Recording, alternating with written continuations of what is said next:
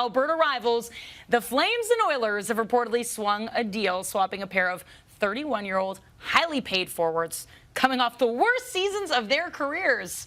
Yeah, as Edmonton sends Milan Lucic to Calgary for James Neal. Now, Lucic scored 6 goals in 79 games last season. He has 4 years remaining on his contract at $6 million per, while Neal had 7 goals in 63 games and is making $5.75 million for the next 4 years. It's believed the Oilers will also give up a conditional draft pick and retain some of Lucic's salary. So, Timmy, does anybody win this deal? Who wins this deal? All right. What's going on here? Make no mistake, and I don't think anyone will, this is a flip of bad contracts. Both have 4 years left in their deal.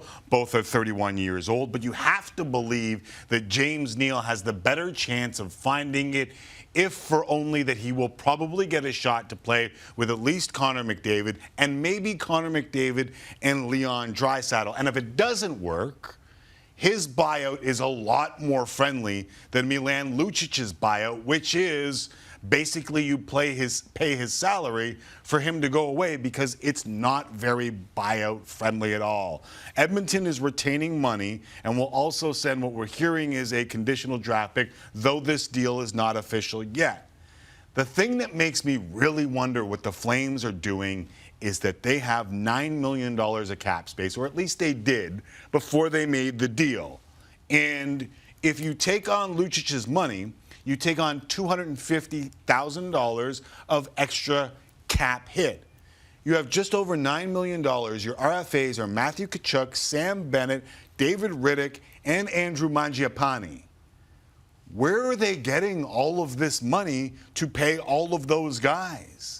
Especially when you consider how much a player like Tkachuk is going to likely garner. Yes. So how will you make that work to ensure all of them stay? And I think it seemed that they were going to shop some of these players, and Neal being one of them, who had a terrible campaign with the Flames and was likely looking for a change of scenery, and they needed to get some off. But this doesn't make any sense to me, because they've just added now something that I don't think really works for the makeup of their team besides just some grit to the lineup. I wonder if there's not more to come here. Ooh. Like, I wonder if Calgary, kind of sort of being up against the cap, can't pair Lucic with one of their guys, which Edmonton couldn't do, to get rid of the contract to a team. Like, I'm just throwing it out there. The Ottawa Senators have a lot of money, right? Yeah. And if the Calgary Flames coupled maybe a defenseman with Lucic, sent it to Ottawa, and tried to get something done there where someone can take on a salary because they have loads of extra cap space, maybe that's the next move here. Otherwise, I don't really understand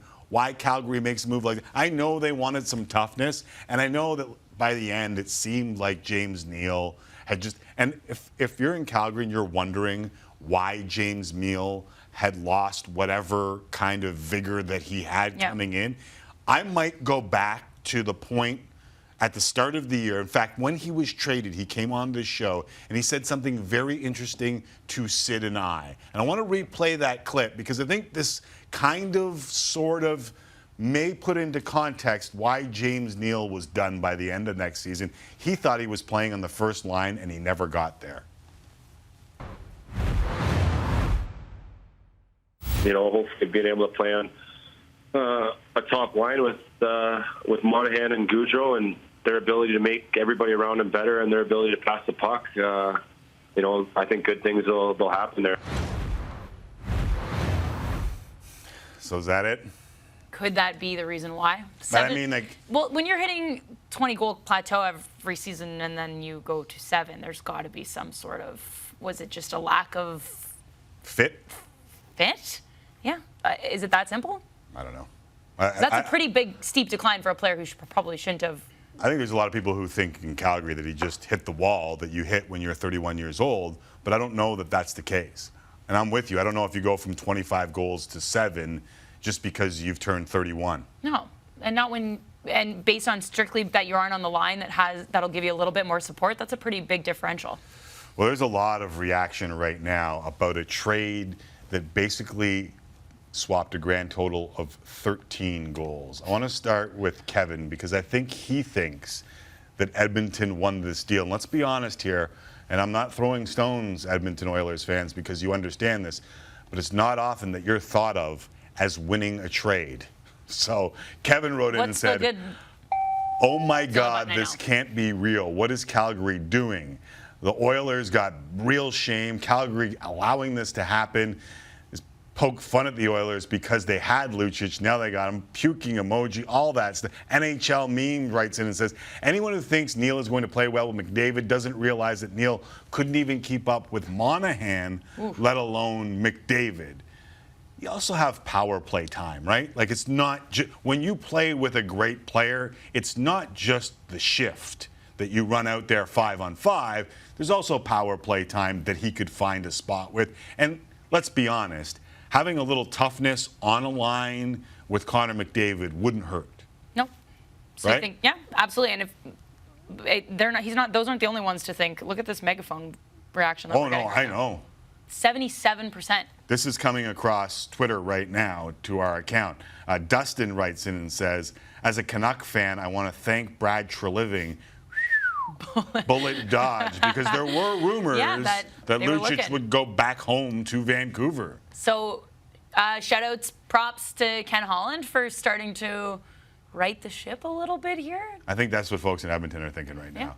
Stephen Bailey writes in and says, "Lucic and Neal when the Oilers and Flames play each other next season."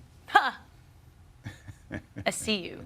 I like that Spider-Man meme. One of my faves. The Spider-Man meme is useful in many different ways. Tis. And it feels especially useful in this particular situation. So hit us up at Tim and Sid if you want to weigh in on this, or you find a way that the Flames might make this work. And again, the only way I see Calgary somehow coming out of this is by flipping Lucic somewhere else. Like, could they be that desperate for toughness that they think Milan Lucic is the answer? No, I can't imagine that be the case, especially when you're in such a huge cap crunch.